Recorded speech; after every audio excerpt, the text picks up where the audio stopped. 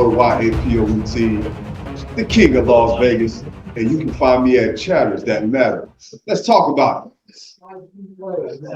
Hey, hey, hey, you know me. It's Dr. Cherly BryantBruce, MD, and you are here back with another episode of Chatters That Matter. Let's talk about it. I am still in the beautiful Las Vegas, Nevada. It is Super Bowl weekend, and I have the pleasure of being here in the home of my brother, Mr. Las Vegas. And so I am in the company of a lot of very, very interesting guests. And one of those amazing guests that we have is a Las Vegas native. This is Ernest Y.A. poet. Pleased to have you here. And this, obviously it's an exciting weekend. We just finished watching the Usher concert. Basically, not the Super Bowl game. That was the Usher concert. The Super Bowl was also run. Usher did that and we represented Las Vegas. He's really the most impactful icons that we have. And for him to put on that show, he definitely brought the A to Vegas. He sure did. He sure did. They did that thing. Yes. So, talking about bringing the A to Vegas, tell me what you're doing here in Vegas, because this is not just your hometown, but in it, you are an icon of your own. So, tell me about it. I am recording and documenting the history of Vegas. The unseen, the untold. Vegas is known for a lot of things. If you look at our history and our scale, but when you think about Black culture, you don't put Vegas in that same proximity like you would put like Atlanta or Texas, or Detroit or Chicago, you know what I'm saying? So for me, it's me putting Black excellence on the map, Black business on the map. So when you do come to Vegas, you're gonna have a representative that you can come and be solid business. Absolutely. So on one side, I have been doing the entertainment side, Yes. which is the music, the visuals, and on the other side, I have been doing the business side to attach the visual and the music to something. Yeah. So this in music is you're selling something. Mhm. So it only goes hand in hand to do business and production at the same time. So I've been marrying those two things in Vegas, resources and production. Right. How did you originally get into it? Originally, I have been into the art theater since I was in elementary school, being into plays. My father, he used to put me in competitions. So I got over that shyness at a young age. So I would honestly say it's just my repetition of me just being in the theater, the Right. art of Vegas part. You know what I'm saying? Right. I've always been very curious, but what kept me out of trouble was drawing. I was an artist, so Okay. I wanted to go to Las Vegas Academy when I was growing up. I actually applied, but I wasn't able to make the cut. Okay. Eventually, Competition was still. well, parents. My father, he wasn't showing up and taking me to my appointments and things of that nature. So I never got a chance to live out that side. But later on in life, I developed a business sense on how to make money with my art, and that helped me. Okay. And then at some point in time, you kind of redirected into the whole hip hop thing. Well, hip hop was a voice for me. The art was my eyes. I could always show you something, but I never had the voice, and hip hop gave me a voice. So me dealing with hip hop was me having a friend that was an MC, and I like beatboxing. You know what I'm saying? You know what I'm saying? I got some rhythm to it. You know what I'm saying? Yeah. Like all dance. So me not knowing the elements of hip hop, which is b-boying, which is DJing, which is MCing, and which is graffiti / writing. Those four elements and essentially is knowledge. I was already doing hip hop. Okay. I just didn't know it in some form of fashion. Right. So my best friend, rest in peace, Cody Hunter in high school, he was my influence. He was the first guy that was like, yeah, man, you dope. You know, so that's why I started developing freestyles and being in the streets and just dealing with the street aspect of it. Did you feel that? I was terrible. I was terrible. Compared to, you know, him and everybody I was going up against, I didn't develop myself until I got out of prison. You know, Okay. a lot of people, you know, that statistics say that, you know, out of three of us, you know, one of us is going to be in jail, prison, or dead. Right. I just thank the Lord that He imprisoned me so I can get it right. So in that time of being in prison, it was two things I was doing: studying my Bible and writing poetry. Okay. And those two. Is that Y.A? That's why Y.A. There you go. Guys, so I developed God's poet in the penitentiary, and that's where I married the idea that I have to be speaking for my people, at least speaking for myself. So I developed my voice in institute. So would you say that in a sense, I've kind of saved you? And poetry, your whole being able to develop a voice shifted who you were. Yeah. The elements that this art brought is the elements that I use to this day. My slogan is, I don't pay to party, I get paid to party. Okay. You know, me being born in Vegas, when the teachers asked me, what you want to do when you grow up? I said, I want to get paid to party. They thought I was crazy. And look at you now. And look at you now. Who was crazy? You know what I'm saying? But hip hop is definitely the top of the food chain when it comes down to genre. Yes. But I am a classical jazz. I love R&B, of course. I love country. I love reggae. I love.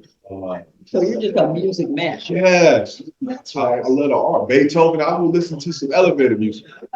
You know, so yeah. So hip hop is definitely one of my favorites. What would you say is out that has basically taken hold of the world? I mean, of all the genres out there, hip hop is really the most popular. It crosses ages, it's crossing cultures, it's crossing continents, it's all around the world now. Folks who can't speak English are doing hip hop and rap. Why would you do that? Why does it speak to people? The freedom of speech that it has. When you're able to take something from nothing and you're actually able to entertain. Right. It's entertaining, you know what I'm saying? When an artist draws something and puts a piece, that's the entertaining piece you're actually looking at and studying. When you're looking at a dancer, you know, dance, that's entertaining. It's something that can be sold. Right. So, for one, it was cultivated by people that had nothing and turned that into something. So, that's another reason why it spread the way it do, because anything like kind of like rock and roll, you know what I'm saying? When rock and roll or classical music was first introduced, it wasn't introduced by the masses, it was introduced by the urbans. That's right. And I think there's a certain accessibility to it. I mean, other genres of music, tools, instruments, you've got to. This, you can embrace wherever you are. You know, a young kid that's a latchkey kid in his home, doesn't have much but a dream, embrace hip-hop, and it can transport him to another place and give him a larger dream. Now, he may not ever be a hip hop or a rap artist or a DJ or anything of that nature, but it can give him that confidence to lift himself out of whatever place that he's in. And at the same time, you've got these kids that are locked into upper class environment that feel isolated, that feel like nobody sees them, nobody hears them, they have tons of money, but nobody cares. And they're able to embrace hip hop and internalize and to connect with their feelings and develop that same sense of confidence or relatability. There's something magical about that. It really is not. The energy of even you rehearsing these, reciting these poems. Yes. You know what I'm saying? Because these stories are so impactful. When hip hop first started off, you gotta understand it was revolutionary. It wasn't to be sold. You know what I'm saying? Because it was a voice Right. for the people. So when it came out, it was a voice that was raw. It was as raw as you can get it. Yes. You know what I'm saying? So with me, that's kind of like why I want to go back to the Motown direction and bringing the soul back to it. So when Vegas do get put on for its music, it's not what you think. It's not the gangster, it's not the pimping, it's not the flashy, it's what made hip hop what it was, Right. which was revolutionary, which was the voice. Vegas is a very independent state. Yes. People can come here and be very independent and relying on themselves because there's so many different resources and outlets for you to network and socialize. Mm-hmm. You know what I'm saying? So, for that, hip hop is going to continue to grow. And as you see, it keeps on breaking genres because every music, I feel, brings another genre of music. Absolutely. So now we have Afro beats Yes. coming to take over the world. Yeah. Afrobeats is fun. Yes. Afrobeats. Yes. And you can feel it morphing and developing. And I mean, it's kind of a grassroots music.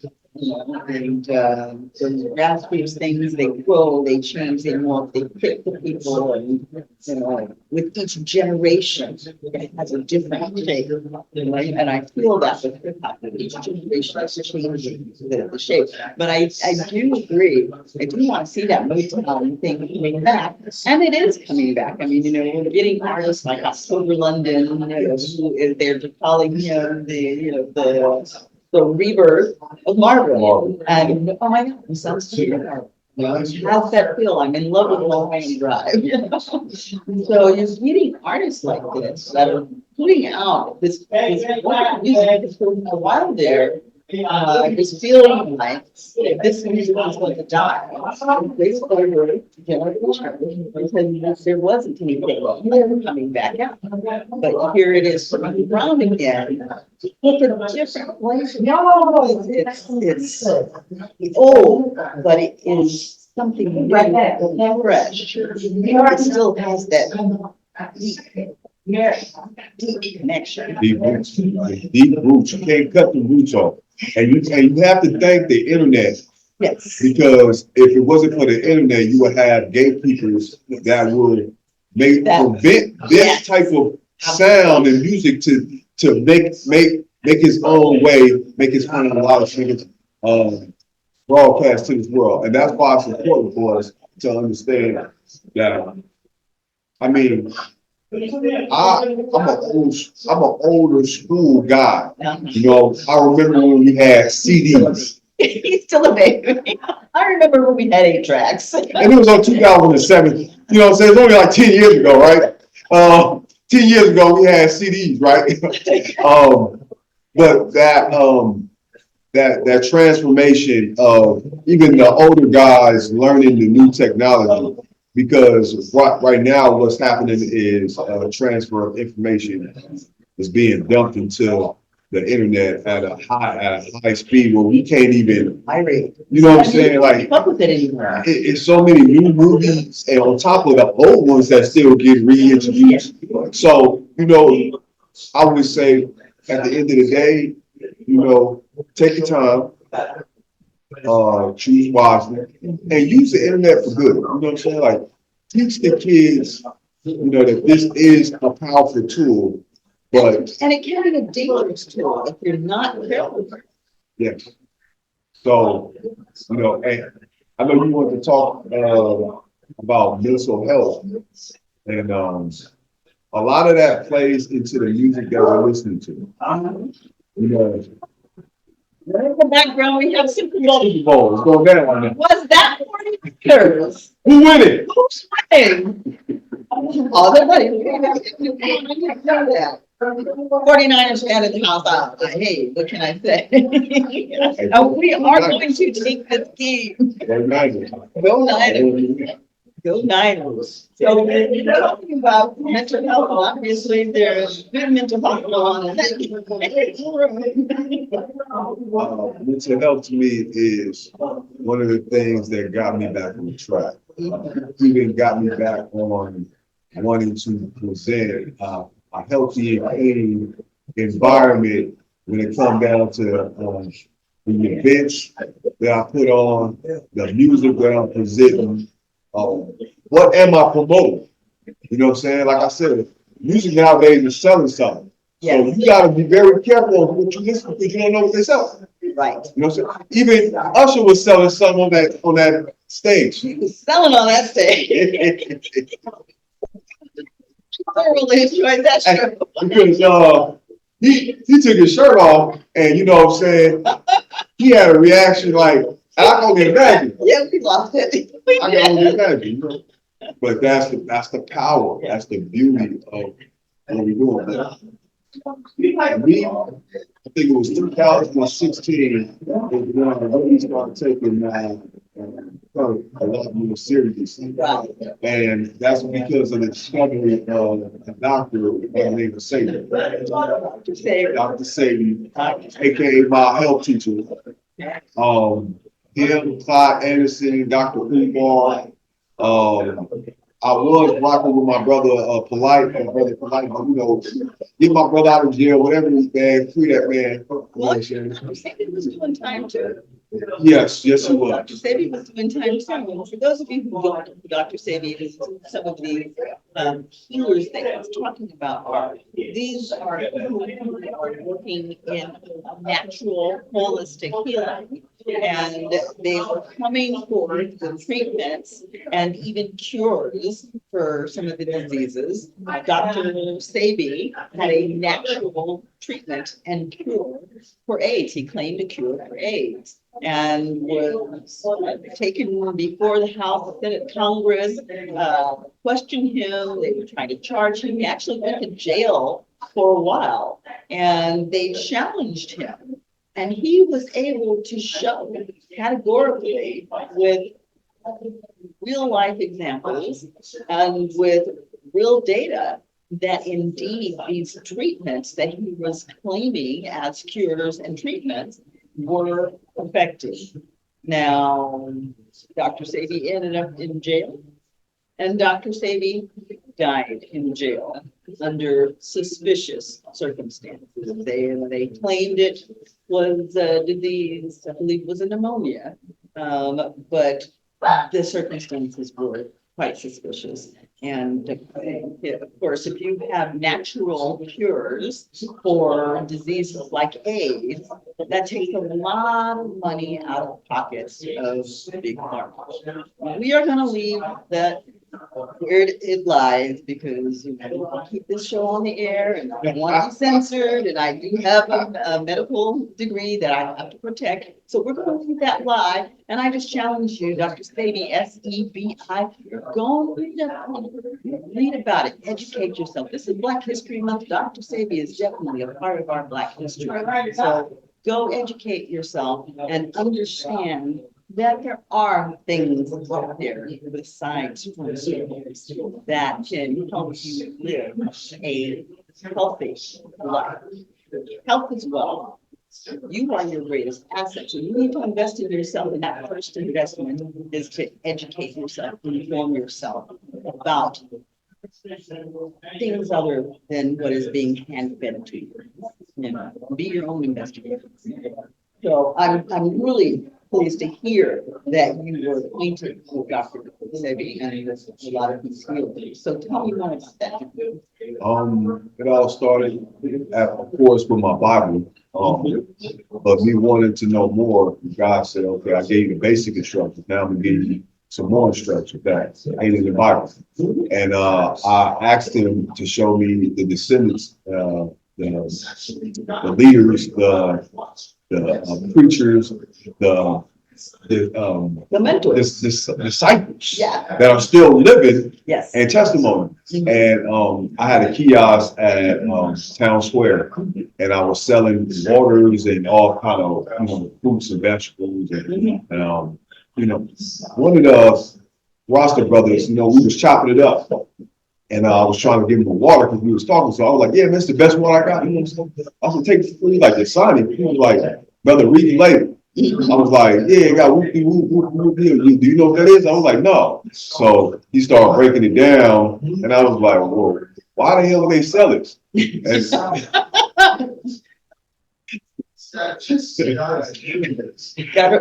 have to read your labels. You really do. He said, well, they told you what it was, so you know, really, it's up to you to buy it and drink it. So from there on out, you know, I started researching Dr. Sebi.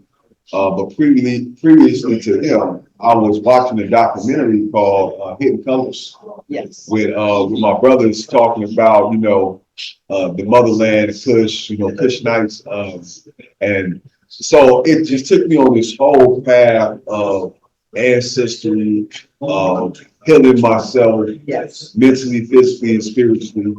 And I had to do a detox. I started detoxing. I started eating less meat. I started eating less sugar. I started drinking more water. And what I learned was, in a short amount of time, when I used to take like these naps, like I'm 29 years old, I should be taking grandfather naps, like, you know what I'm saying? So my energy was gone.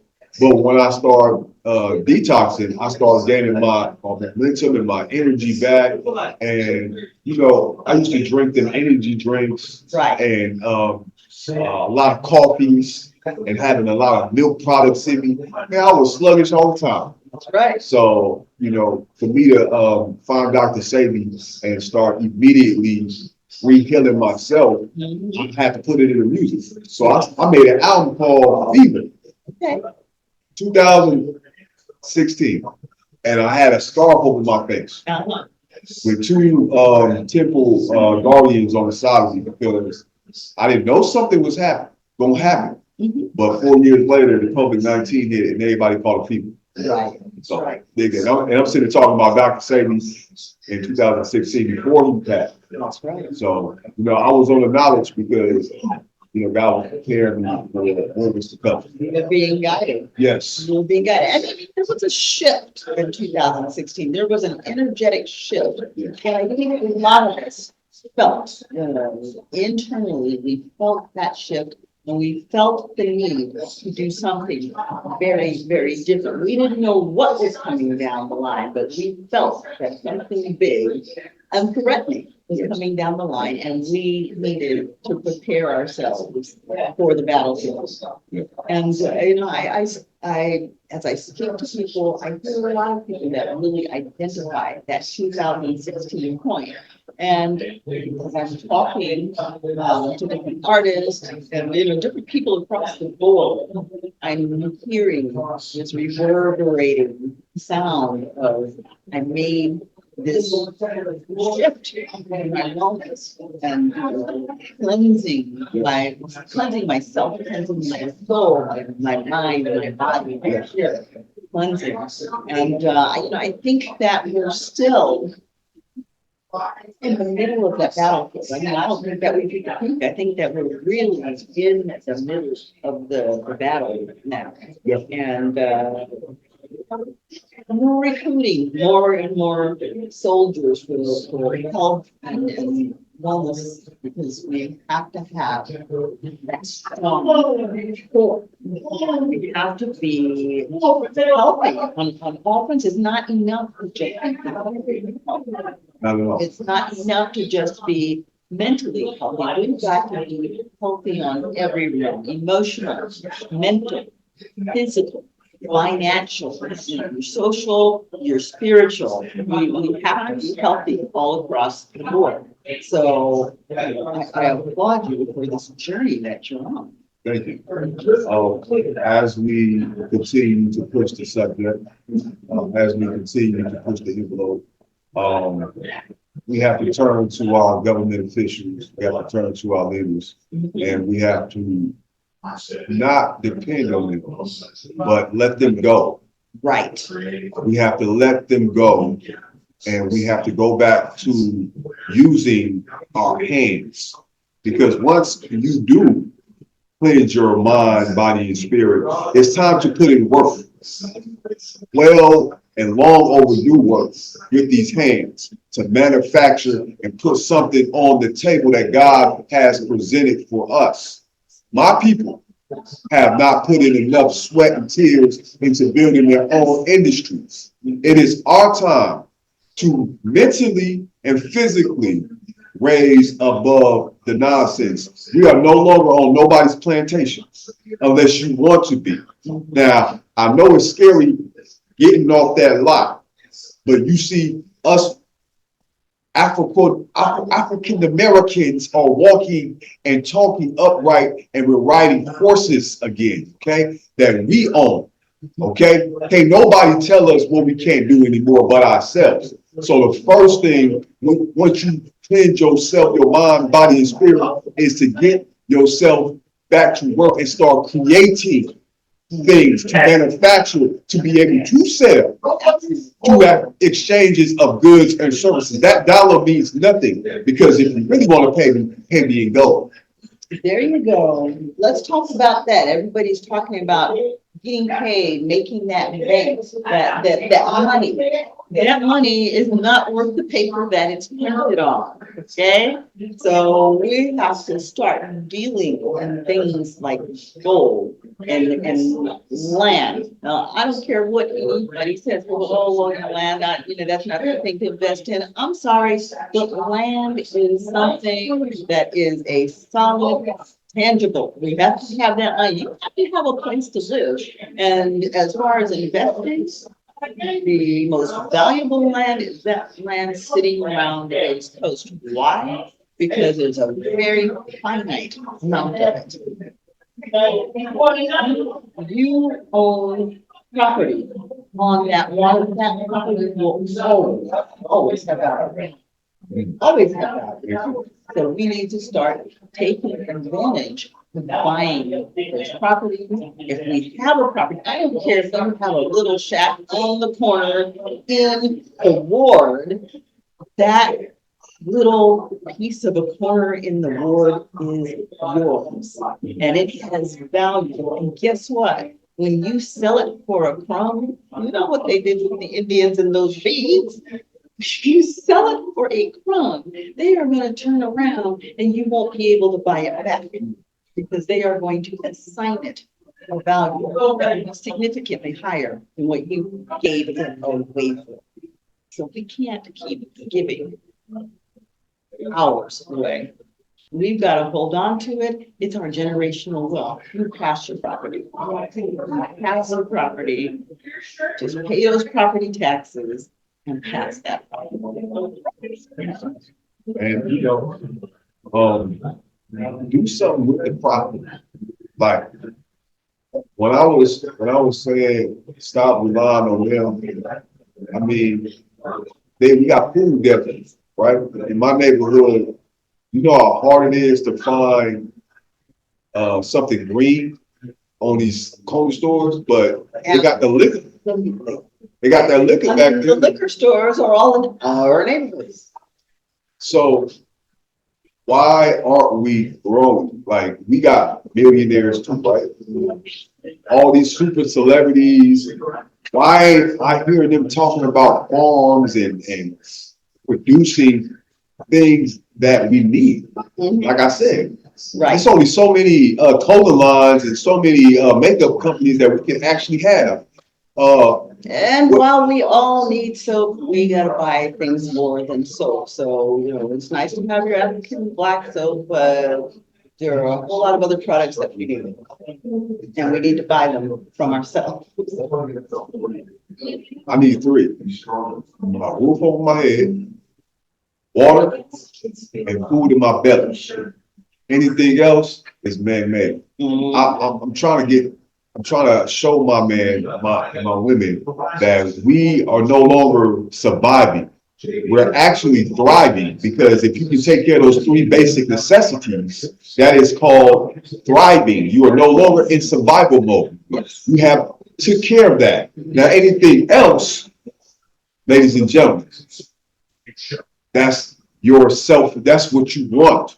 That's icing on the cake. Icing on the cake. So mental health, mental wellness, has to do with us not only just dealing with the junk that's in our head, but the junk that's in our bed, in our storage, too many shoes. I can go on. No, I'm becoming a minimalist. Yeah. It's interesting because as you age, as you mature, you do become more and more of a minimalist, because you realize that there's less and less that you need as you really get a sense of what's important. What really has value. Like you said, food, water, shelter, and the relationships that you build. It's all about those relationships. Love is the only thing you can take with you. You come into the world with love. You can take it out, you can leave it behind. Those are the important things. So there it is, and we kind of gone around the world. Yes. And I think we've covered a lot of bases. I think we do too. So it has been a pleasure having you and hearing what you're doing here. If people want to get in touch with you, get in touch. Okay, hit me up on the phone, 725-270-2397, or you can hit me up on my website. That's lvculture.net. That's LVCULTURE.net. Hit me up anytime. I mean, my hotline open. Okay. And you're on social media? Yes, all platforms, at YAPOET. That's Yapo. Okay, so go ahead, link with him, drop a message, share with your friends, and Subscribe. and follow what he's doing, and support, especially for those of you in Vegas. You have a thriving culture here that a lot of people don't even recognize exists. The Black culture in Vegas is strong. So if you haven't made some of these connections, I mean, this week we have interviewed Twix, who's running for councilman. We have interviewed Minister Stretch Sanders, and we're here interviewing Y.A. poet. So I mean, you've got some great folks. That's a three-head Trifecta. Right. Hey, I'm not playing. I am not out here playing on this show. All three was know each other too, so That's right. That's right. Remember, so we're all connected by the wonderful Kirby, Kirby. that's My all. Squad. All right then. And as always, I do want to give a shout out to my talent manager, Mr. Rick. Yeah, I guess we've changed his name. It's Ricky Aaron, but it is now Richard Aaron. So my talent manager, Ricky Aaron, is out there. He's also on the ground, boots on the ground here in Vegas this week. And a shout out to my boy there in the New York, New Jersey area, our wonderful producer, Hisham Elamati, Hurricane H.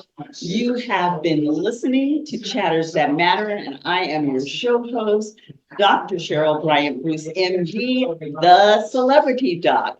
Please come again next week, Monday, Wednesday, 6 p.m. Pacific Standard Time, 9 p.m. Eastern Standard Time. We are here every week to educate, inform, and entertain. And our motto is health is wealth. You are your greatest asset. Invest in yourself. Thank you for joining us.